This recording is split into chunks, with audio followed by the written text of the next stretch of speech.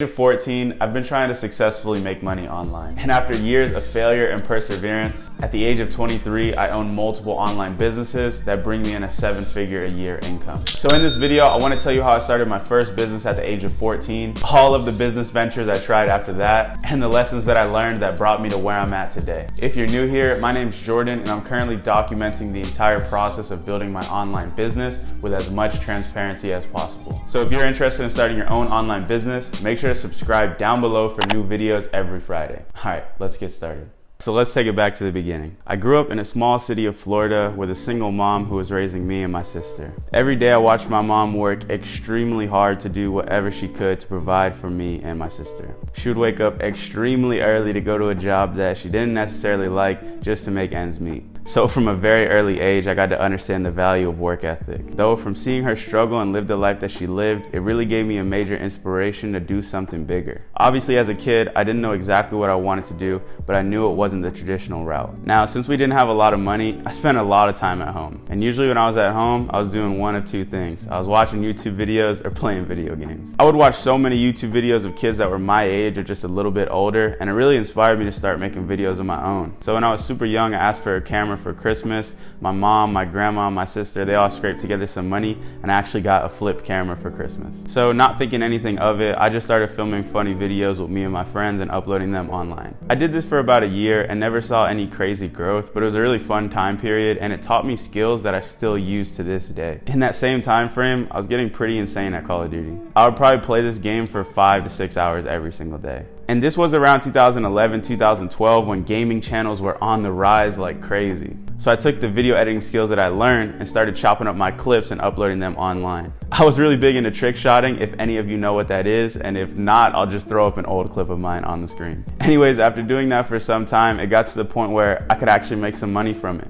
I don't consider this my first business. We're gonna get to that in a second. But this is the way I made my first money online. So I met some kids in a Call of Duty game and they talked about having a clan. Basically what this is a team of people that start a YouTube channel together and start posting them online. So you have video editors, you have players, you have graphic designers, and I was a pretty good video editor at the time. So they offered to pay me $20 a video for their channel. This was the most mind-blowing experience ever. I was able to make money playing and editing this game that I already liked to play. I was going pretty hard on that scene for around 6 months to a year, and I had saved up a couple $100 in that time frame. Probably could have saved up even more, but I was spending my money on stupid stuff. One of the things that I was spending a lot of my money on was clothing and sneakers. And since I liked fashion so much at the time, I came up with an idea. I thought about taking all the skills and money that I had acquired thus far and trying to build my own clothing brand. So at the age of 14, that's exactly what I did. I launched a clothing brand called Retrospect. I had no idea what I was doing. All I knew how to do was make some stuff on Photoshop and put it on some mock-up t-shirts. But I tried it anyways. I made a Facebook page and I made a website on this app called Big Cartel. Then I created some shirt mock-ups and found a local screen printer in my city. He was surprised to hear someone with a high-pitched voice call about business, but he was ready to work with me. So we got some shirts produced and I tried to sell them. Thanks to my friends and family, I was actually able to sell out of my first collection. So I took all the profits that I made and reinvested that into a second collection. Now, I can't say the same about the second collection. That one did not move as fast. Basically struggled to sell all the shirts. My friends and family weren't really trying to buy it again. I didn't know much about marketing back then, so I tried a couple things like a giveaway, a shout out on some other pages, but nothing was really working. And back then, I didn't really have the ability to see the bigger picture, so I gave up on my dream of being a fashion designer.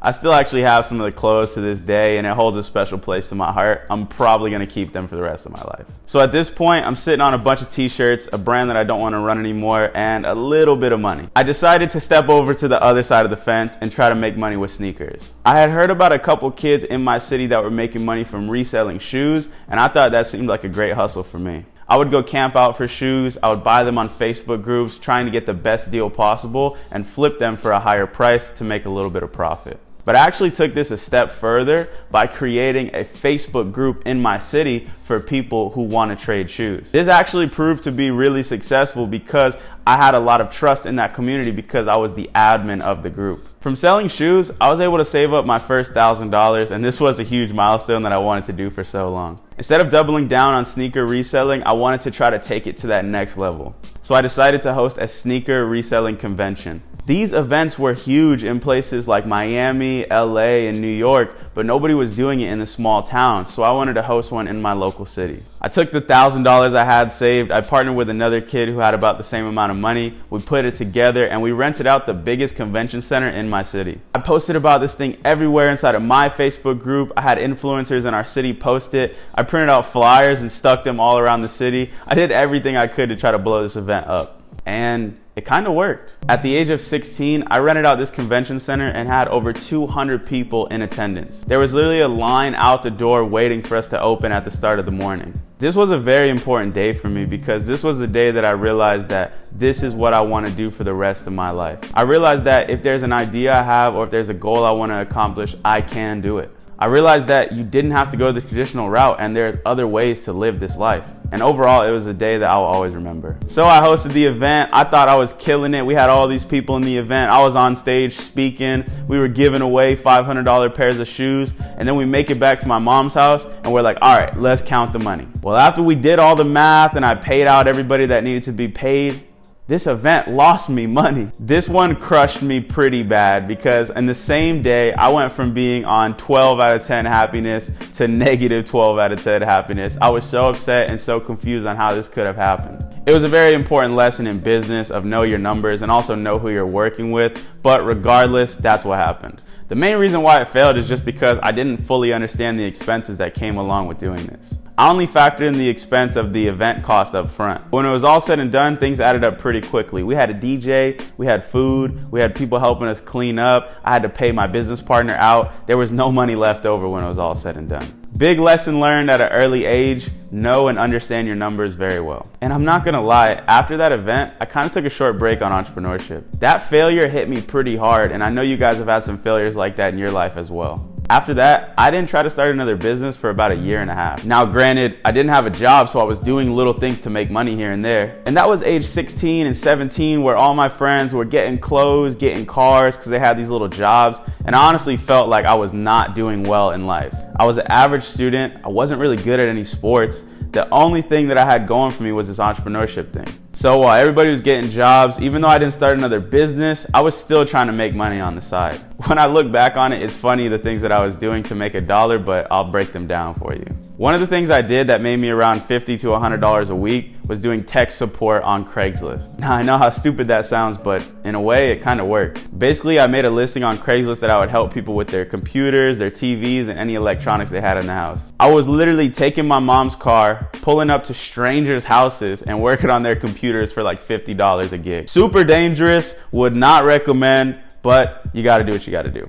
I was also constantly looking for deals on Craigslist for random things like laptops, phones, anything that I could flip and make $1 off of. And me and my friends used to constantly make short films and enter them into film festivals where they had a cash prize. We also won a couple of those film festivals, and those are some good memories when I look back on it. The last thing I was doing was making music videos for local rappers in my city. I was trying to make money. Everybody was telling me to get a job, and I was just trying to prove them wrong. Well, it had got to the point where even though I was doing all these hustles, I had less money than when I started the sneaker event. So I figured, you know what, I might as well go in and get a job. This was when I was 17 years old, and I almost gave up on the whole entrepreneurship thing right here. I went to go get a job at this restaurant as a busboy because they said you can make a lot of money with the tips. And honestly, it was pretty cool money. It was probably like $100 a night at this really fancy restaurant. And after about 4 days, I just decided that the job wasn't for me. I just quit. It just didn't feel right with who I was. I don't recommend that to you guys out there who have a job. Don't go out and quit it tomorrow, but I just knew that that wasn't what I was supposed to be doing. So after that, I finished up high school.